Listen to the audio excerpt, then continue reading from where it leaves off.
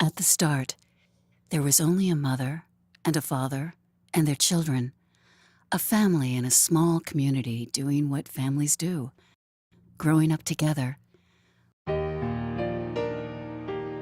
But on the day before Easter, 1962, their world collapsed. Two of Gloria and Robert Drunen's children were poisoned and died at the nearest hospital, which was more than 30 minutes away. It would have been understandable if Hope, too, took flight in the shadow of catastrophe. Yet even while mired in unspeakable grief, Gloria made a decision, a vow, that changed Boca Raton forever. She chose life over loss, hope over heartbreak, service over sorrow. "Don't send flowers to my family," she said. "Send funds. We're going to build a hospital on our own, for our own, in a community all our own." Consultants and critics scorned the idea as a promise living in the clouds of imagination. They said it couldn't be done. But one mother's voice insisted it could, and Boca Raton listened. It started small. 19 women met in the Drummond home to devise a strategy. Barely enough people to fill a living room. They eventually called themselves the Debbie Rand Memorial Service League and adopted a mission most considered out of reach, but not for long. Members of the community, committed to sharing their good fortune and resources, joined the effort. And as these donors and volunteers multiplied, so did their resolve. The dollars trickled in, then poured in, from a thrift shop, bake sales, and fashion shows, to concerts, polo matches, and fiestas.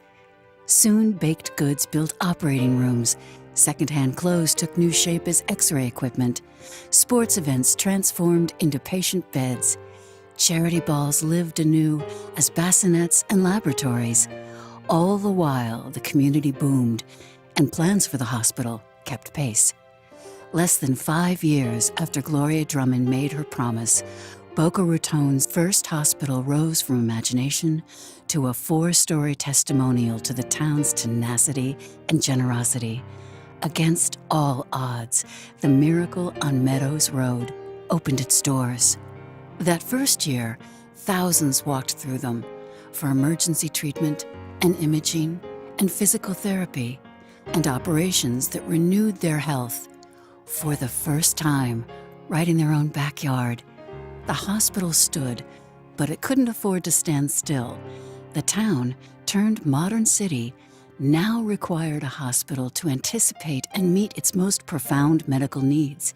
And the donors and the volunteers, now true partners of the hospital, were ready at every turn, their ingenuity matched only by their devotion. Within a year of its opening, the hospital announced a multi-million-dollar expansion. Within 3 years, 6 more floors capped the building. Within 10, coronary care, medical, and surgical intensive care units increased capacity to more than 300 beds. There were also tough times along the way, but by now, the hospital and its supporters, well-schooled in challenges and deaf to obstacles, had the fortitude to stay true to their original promise, and they forged an unprecedented renaissance that transformed a community hospital into one of the premier academic medical centers in Florida today. It's hard to imagine that 50 years ago it started so small, this hospital that love, skill, and persistence built. But that's how extraordinary endeavors with the power to change a community come to life. That's how Boca Raton Regional Hospital came to life, with one mother's voice, one promise, one ordinary miracle after another.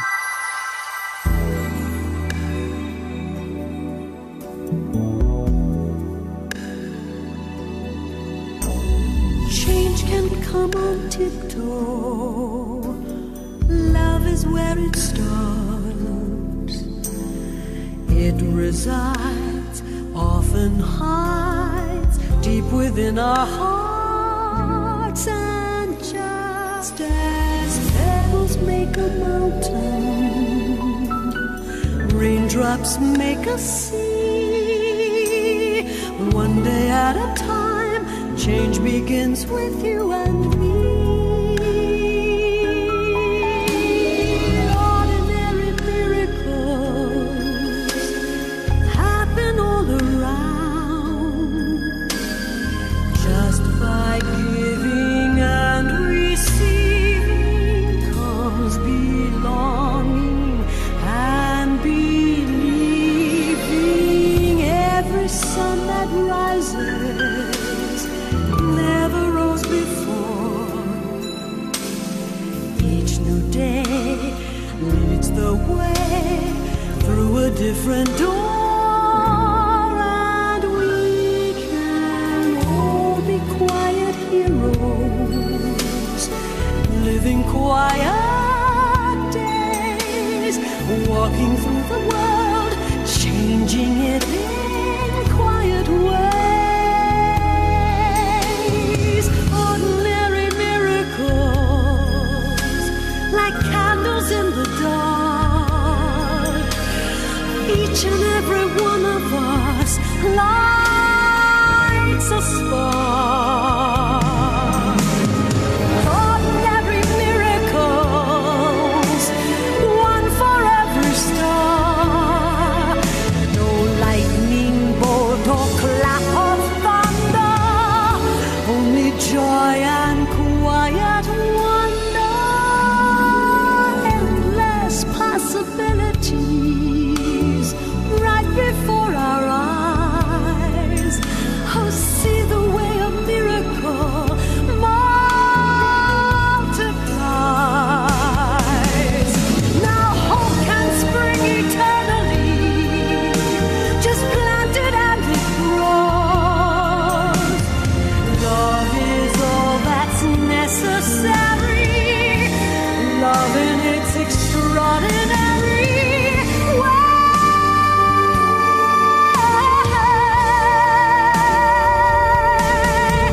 Makes ordinary miracles every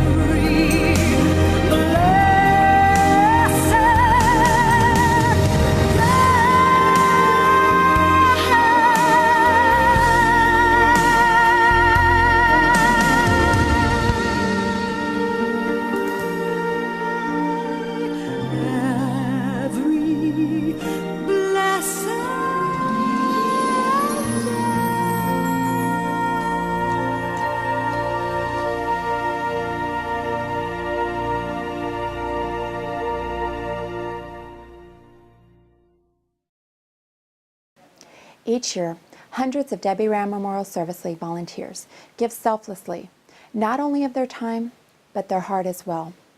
The time they give means so much to staff, doctors, and most importantly, patients. Not a day goes by that I don't receive a compliment about a volunteer. And each week I receive letters from patients thanking the volunteers for the time that they give. Words cannot even begin to express how much our volunteers are appreciated. All I can say is thank you, thank you, thank you from the bottom of my heart.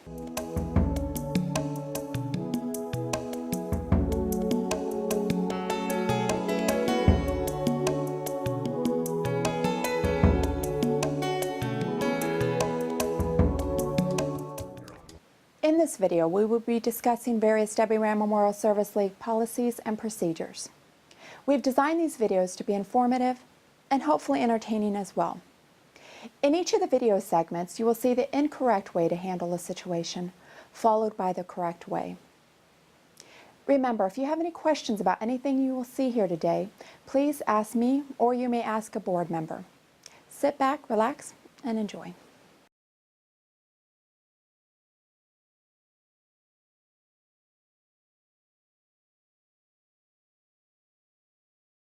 Oh, hey, gosh, you look familiar.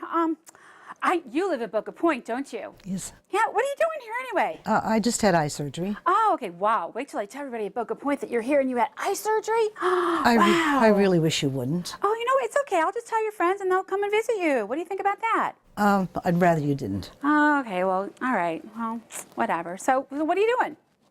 I'm waiting for the doctor to come in to release me. You know what? Do you mind? I'll just wait here with you and we'll see what he has to say.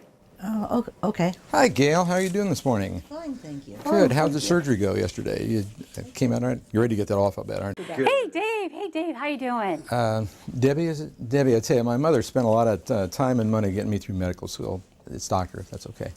Oh, yeah, sure, Dave. No problem. Gail, I want to go ahead and examine you. I'm going to take this patch off, but I need to get my hands taken care of. And then we'll see how you're doing today. Yeah, you don't mind if I stay here and just kind of watch things, do you? Well, Debbie, it's up to her. We'd rather have you step outside if you don't mind. Oh, you don't mind. I'll just stay and see what he does, okay? That's okay? Okay. Well, let's get this off, Gail. We'll be quick. I'll lay that down there. And I just want you to look straight ahead for me, if you would.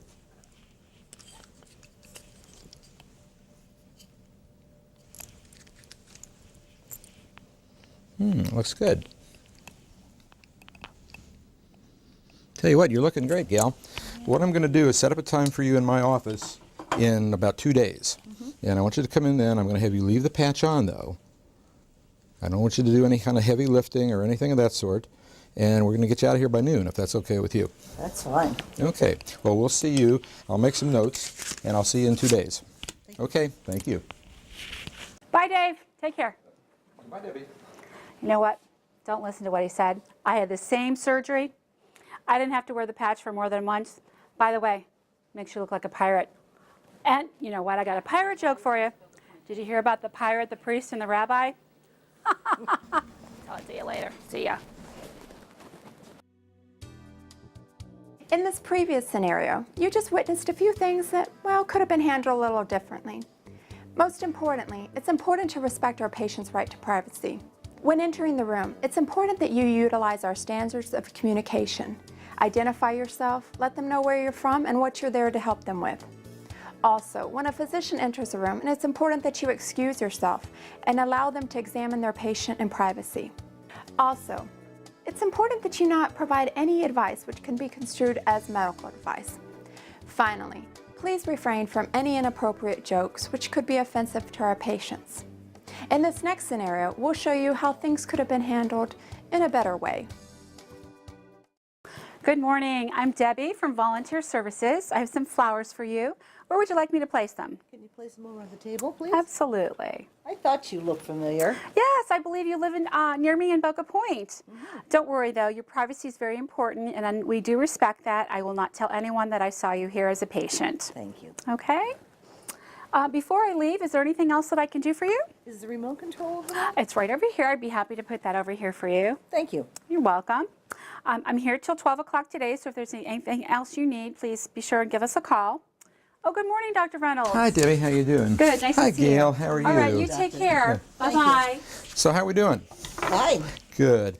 You know, I'd want to just take a quick look, and we'll see what things look like, and then we're going to get you out of here just as soon as we can today. Good. Does that sound good? Good. Let me get this off.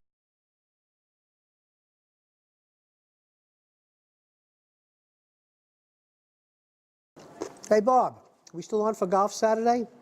Great. Can you please tell me where the gift shop is? It's down the hall. Just keep going down the hall, straight that way. Yes, sir. By the way, speaking of Chad Pitt, did you see the new movie? Fantastic. By the way, you know, his wife Evangelina, she had a baby here the other day. Yeah, 8 pounds, 9 ounces. That's a heck of a baby. You know something? I looked it up on the computer. Maybe I should sell this whole thing to the National Enquirer. I can make a lot of money for that. Bob, I gotta go. The phone won't stop ringing. They're a pain in the neck. Hold on. Hello? Yeah, it's Marty. Who do you think it is? Okay, I'll be there. What room is it? All right, I'll be there in a few minutes. Okay. In this previous skit, the volunteer violated several important policies and procedures. First of all, he was eating while on duty and in view of visitors. Also, he was using his cell phone, which is strictly prohibited. Most importantly, he did not give the visitor asking for directions proper assistance. Finally, he violated HIPAA by sharing important information about one of the patients here at the hospital. In this next segment, he will show you the correct way to do things. Good morning, Volunteer Services. This is Marty. How may I help you? Hold on. Okay, what room is that? 307? I'll be right there. Bye. Can you show me where the gift shop is? Of course. Let me take you down there. Oh, it's so This nice way. of you. It's a pleasure.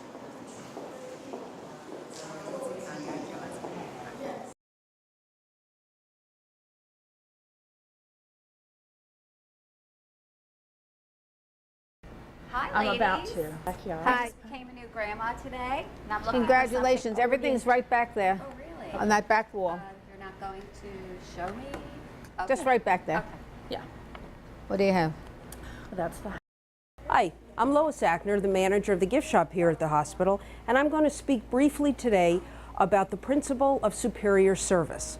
Although my comments are directed mainly toward a retail environment such as the gift shop or thrift shop, they are certainly applicable to every area in the hospital in which we work or volunteer. The easiest way to succeed is to earn straight A's.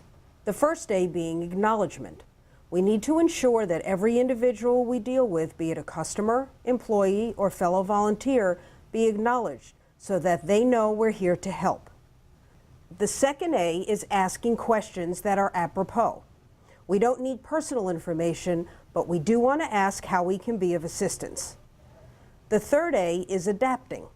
Because people are in the hospital for many different reasons, we need to adapt to each individual situation that's presented to us and respond accordingly.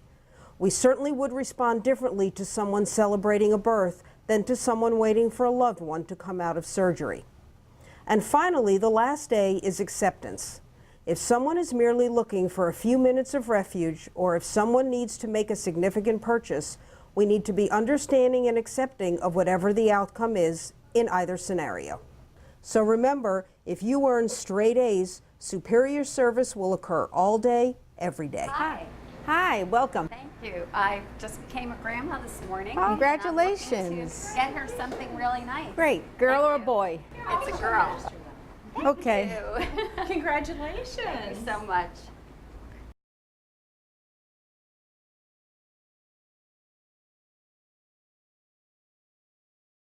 Yes, adorable. And we're bringing her home today. So soon? So soon though.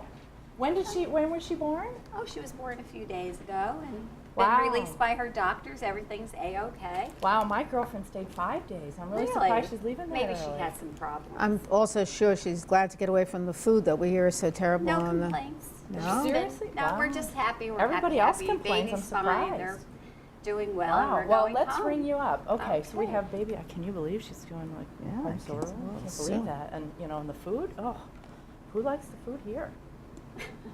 As a volunteer, you are a direct representation of the hospital. Therefore, it's important that you never make any negative comments or question the medical staff's decision. Should you ever have any concern, please see myself, or you may see the president of the Debbie Ram Memorial Service League so we can address any concern. And thank you so much for all your help. You're I welcome. really Now, what's your appreciate baby's it. name? Laura. Oh, that's Laura such a nice Laura Ann. Oh, that's yes, perfect. we have to remember Congratulations. That's so Lots nice. of So good much. Which luck. the family's so excited, that. Oh, especially we to be are going so home. excited. We're going home today. Wonderful. Oh, that's so great. Well, And we I'm have I such love great these staff. I'm sure items. she's These are so gotten the cute. best of care here because everybody is Absolutely. wonderful. The And doesn't doctors, the plane nurses. wonderful and Everything. Oh, Everything. that's so good. And we're Good. just so pleased. That's wonderful. Well, hospital, with the congratulations staff. to the entire family. We wish Well, you just- good health. Thank you We do. so much. It's such an exciting time. We It love is. babies. It is.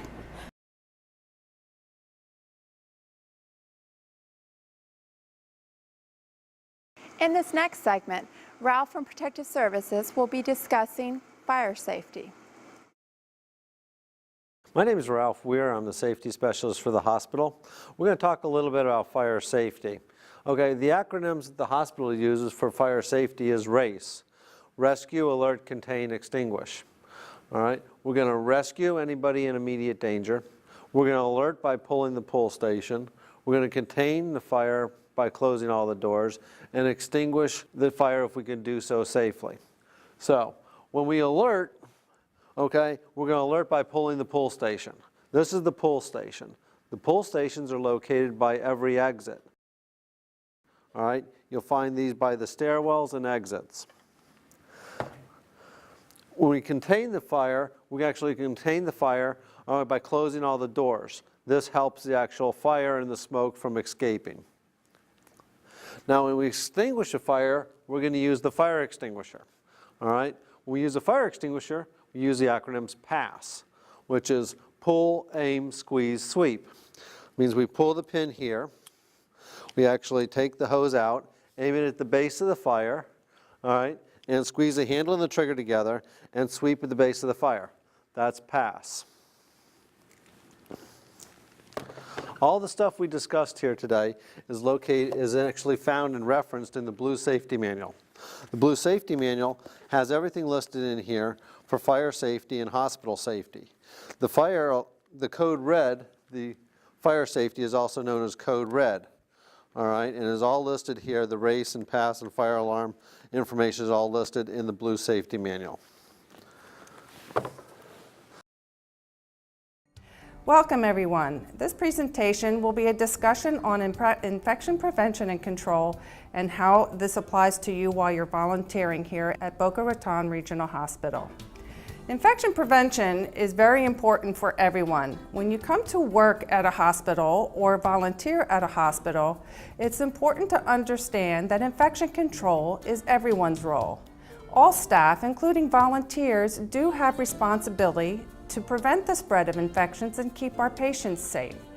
The key goal of infection control program is to ensure that staff, patients, volunteers, and visitors come into a safe and healthy environment. And also, it is also to prevent these healthcare associated infections, or HAIs. So infection prevention is everyone's business, and it is important that you realize as volunteers that you have an important role to prevent infections in the hospital. What are healthcare associated infections? Very simply stated, these are infections that occur once a patient is in the hospital.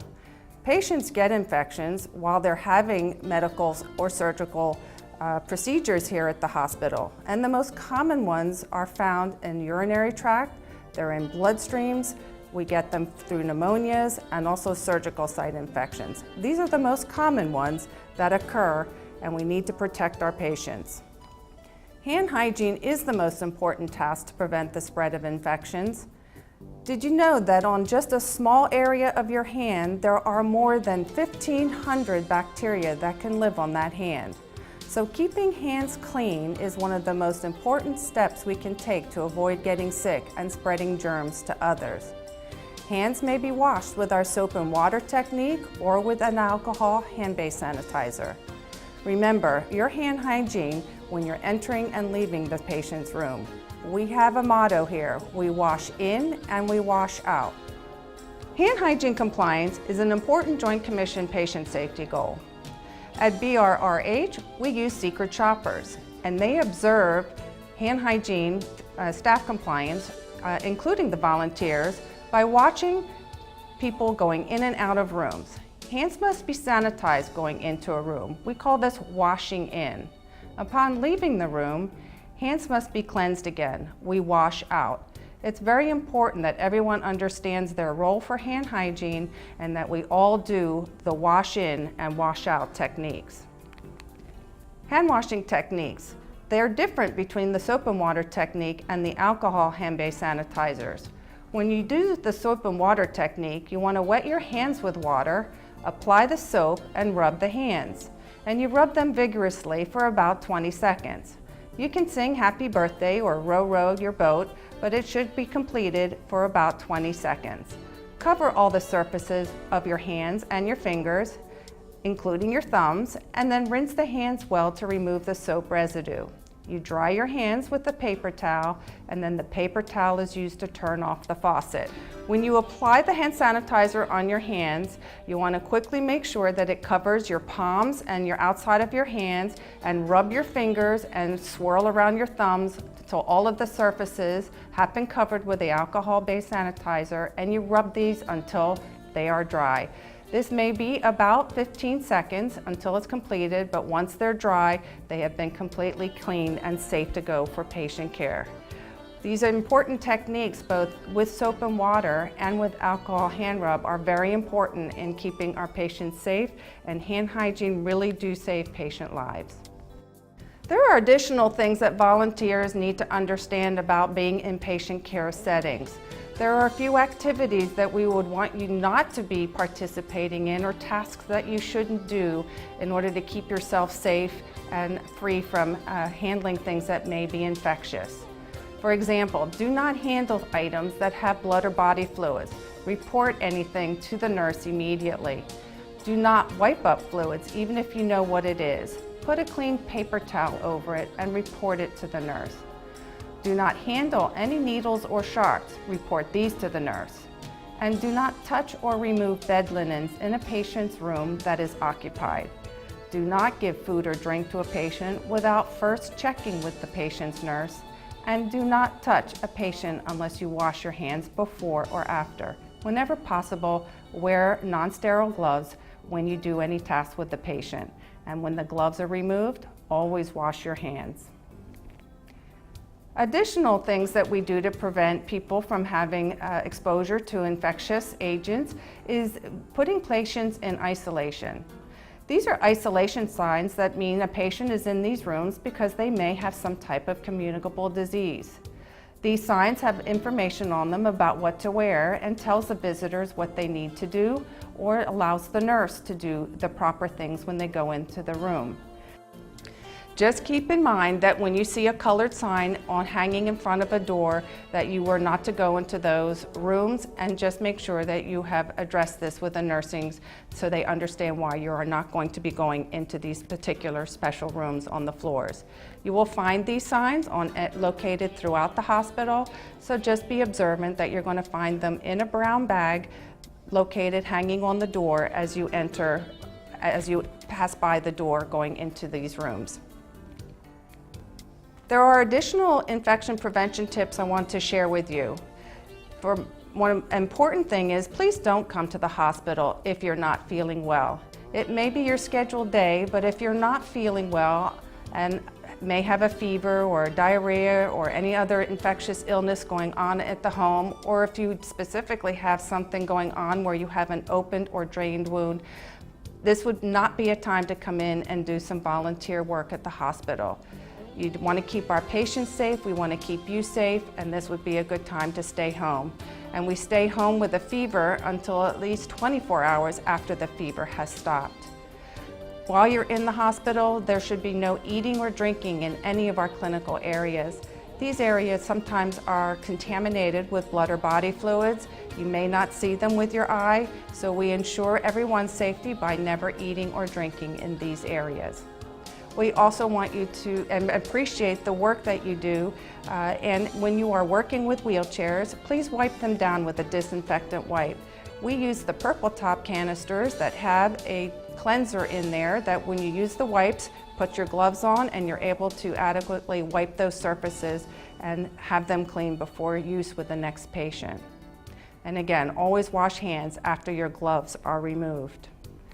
This is just some fun information, and it's an important tool that everybody in the hospital, or almost everyone, knows what a cell phone is and probably keeps them right in your pocket. These are great devices for communication and keeping in touch with the world, but did you know that there are many germs that can also live on them? And they have done many studies to show that even in a healthcare setting, that these organisms that are found in hospitals can grow on the phone, have been found and swabbed, and we found that we have MRSA, a methicillin-resistant Staph aureus, growing on there, Acinetobacter, Pseudomonas. These are just hospital organisms that are sometimes in the environment. We don't see them and are picked up with our hands, and our phones sometimes are carriers. So please make sure to keep your phones clean and do due diligence to keep them washed and clean away in your pockets. And if you are handling a cell phone, wash your hands first before you go touch your patients. So in summary about the infection prevention program, it's important to understand that these procedures we have discussed today are for infection control and are designed to make sure that we keep patients, the visitors, the volunteers, the healthcare workers safe in the hospital. And we want to minimize the spread of infection from our patient to patient, patient to personnel, including the volunteers, and the personnel to patients. We want to make sure that everybody washes hands, and we wash hands in before going into a patient room, and we wash our hands again out of the patient's room. Stop. Don't enter those patient rooms with those isolation signs. And also clean equipment and surfaces using those purple top PDI wipes. So I just would like to say that volunteers are such an important part of the infection prevention team. Thank you for all you do for the patients and our staff. For the infection control department, and if there's anything we can do to help you, call our germ line. 4376 is the germ, very easy to remember, and feel free to call us for any questions or concerns.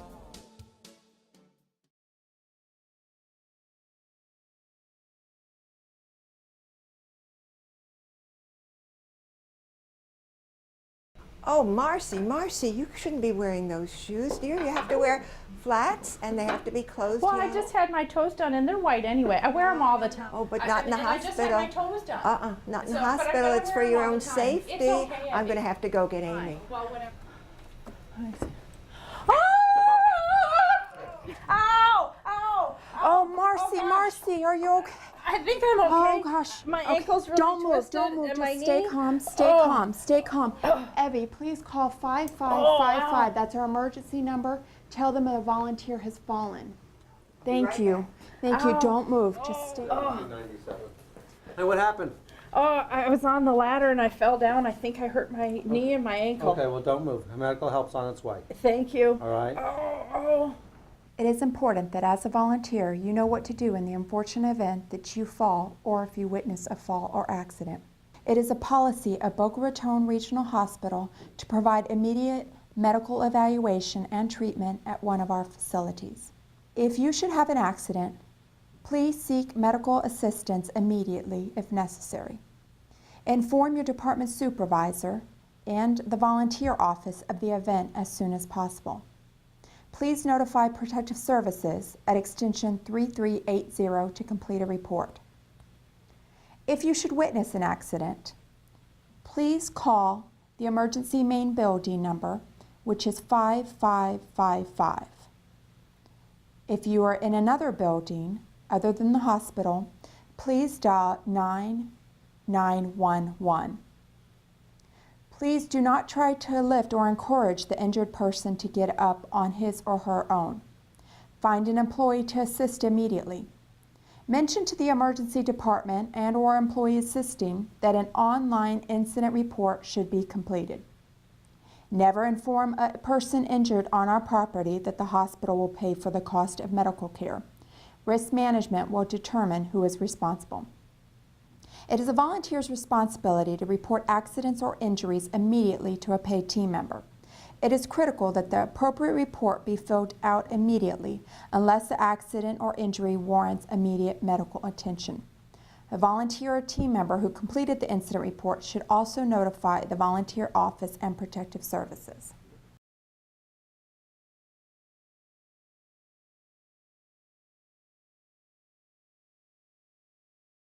As a volunteer, you may at times be asked to transport a patient, whether it is part of your regular assignment or not. Therefore, it is important that all volunteers understand how to safely transport a patient. In this next video, we will be covering wheelchair safety. There are two types of wheelchairs that you may encounter as a volunteer. We utilize both standard chairs and Staxi chairs. Here are the different parts of a standard chair: armrests, footrests, handles, and brakes. To open a standard wheelchair, stand in front of the chair, place palms on outside of the seat, and push down. To close, pull up on the middle of the seat until it closes. When using the Staxi wheelchair, you are able to apply the brakes by releasing the handle. Please always use proper hand hygiene. Sanitize your hands prior to transporting a patient and after the transport is done. If hands are visibly soiled, please wash them with soap and water. Otherwise, you may use the foam sanitizer. Please make sure that when you arrive to the patient's room, you knock. Introduce yourself to the patient and explain who you are and what is happening. Please demonstrate adherence to the National Patient Safety Goal. Verify that you are transporting the right patient by checking his or her wristband and confirming his or her name. If the patient needs assistance to transfer into the wheelchair, ensure that a hospital staff member assists the patient with a transfer. Volunteers are not trained to lift or move a patient.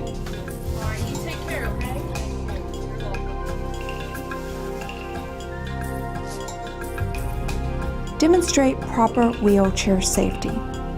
Prior to the patient being seated, push the footrest back. Set the brakes and grasp the handles firmly. Position the patient's feet in the footrest and advise him or her to sit back before releasing the brake.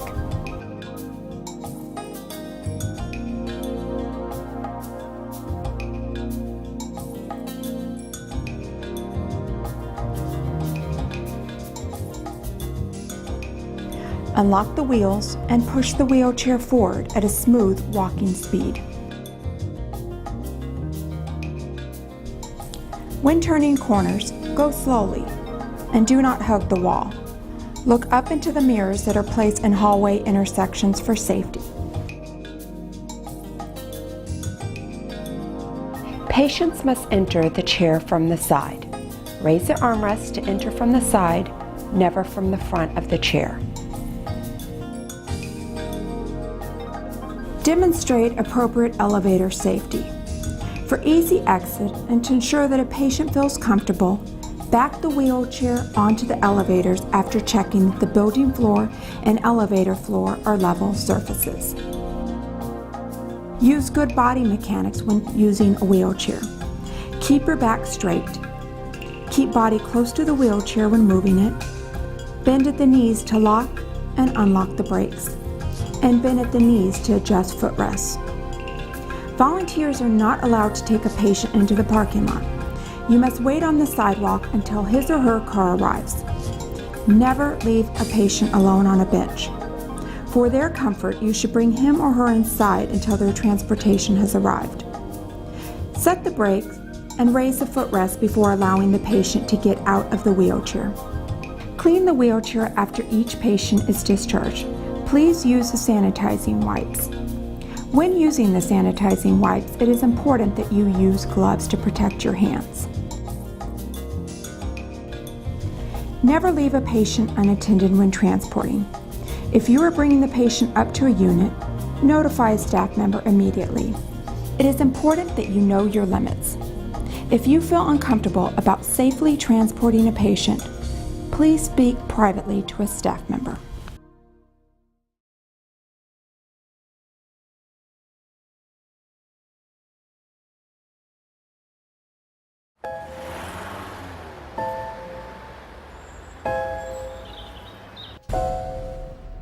It may feel like just another day at the office,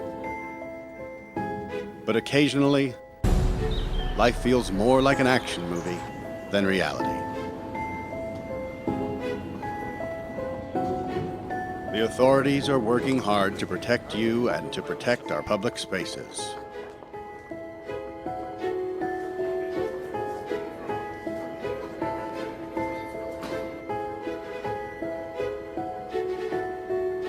But sometimes bad people do bad things. Their motivations are different. The warning signs may vary, but the devastating effects are the same. And unfortunately, you need to be prepared for the worst.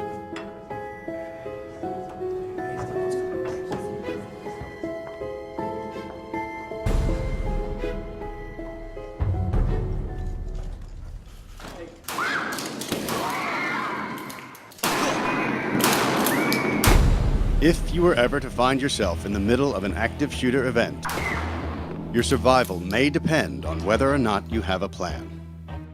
The plan doesn't have to be complicated.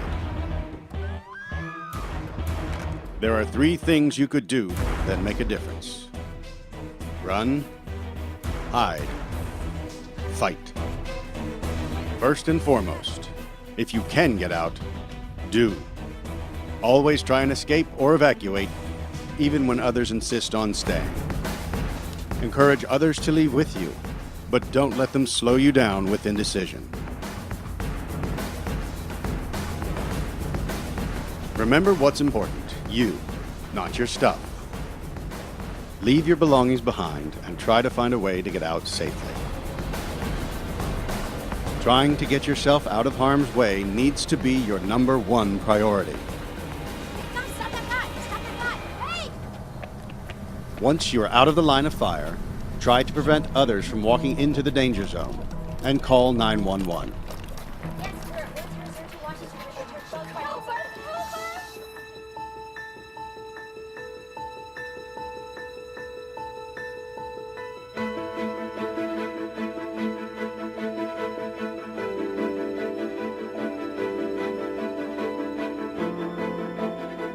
If you can't get out safely, you need to find a place to hide.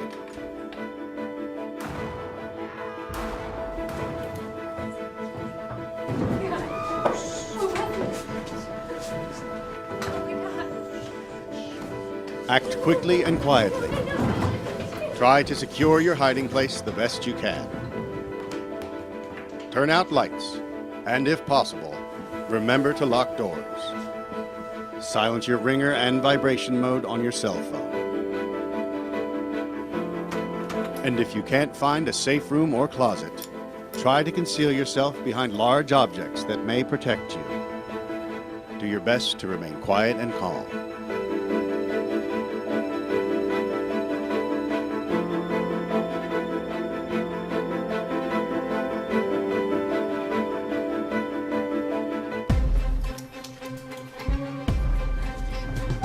As a last resort, if your life is at risk, whether you are alone or working together as a group, fight.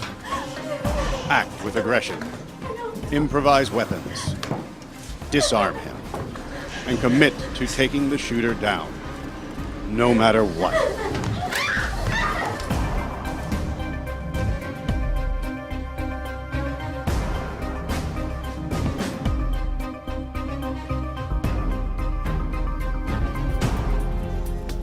Try to be aware of your environment.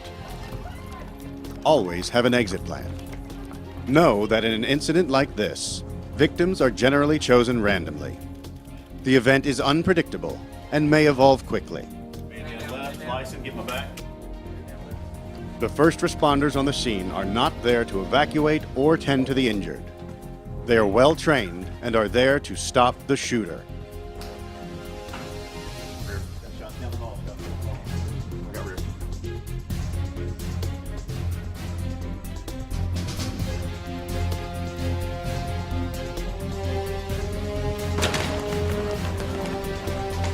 Your actions can make a difference for your safety and survival. Be aware and be prepared. And if you find yourself facing an active shooter, there are 3 key things you need to remember to survive. Run, hide, fight.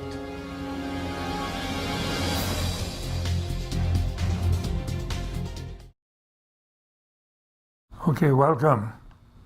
And thank you for visiting with us today. I'm Edmund Nasrallah, president of the Debbie Rand Memorial Service League. Founded 53 years ago, today we are the gold standard in volunteering.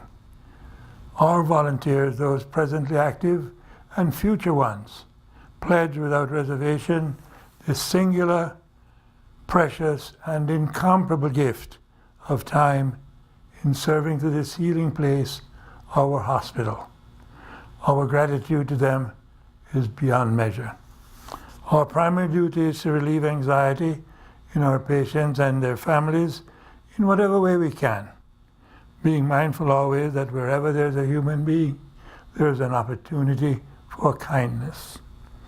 Our role to assist the professionals in any way permissible, and our training provides us with the limits of those responsibilities. Our inspiration over the years has been and continues to be our founder, Gloria Drummond. Our commitment to protect and preserve her legacy and her values sustains us happily in our daily endeavors. So I would ask you, be happy. It's contagious, and in service there is joy.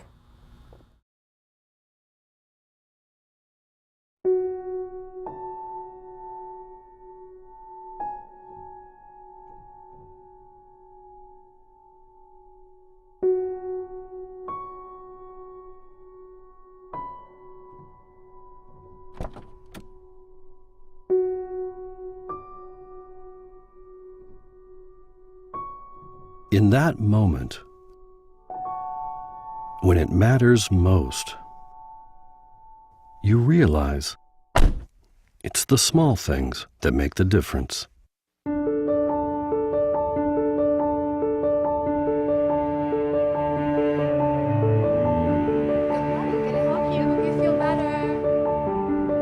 Hello, ma'am. How are you? Okay, can we get the door for you? A caring touch, a warm smile, the way people come together as one. Ma'am, how are you today? Seeing that level of care all around you helps you know that you'll receive the same.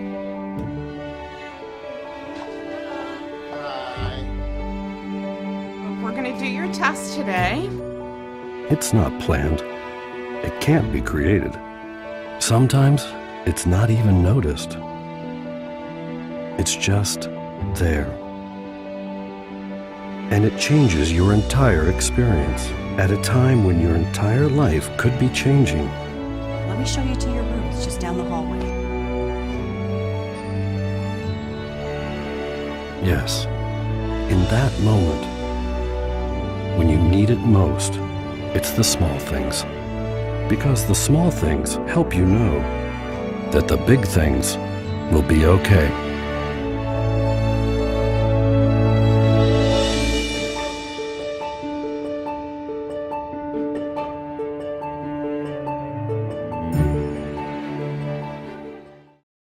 As you just saw in the video, our volunteers have the power to make a difference.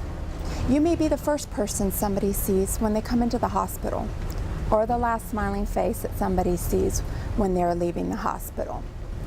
It does not matter whether you work in a clinical environment, a retail environment, or a patient care environment. You have the power to make a difference. You are part of a special team, one with an important mission, and that is to carry on the great work started by our founder, Gloria Drummond. Thank you for being part of one team, one mission.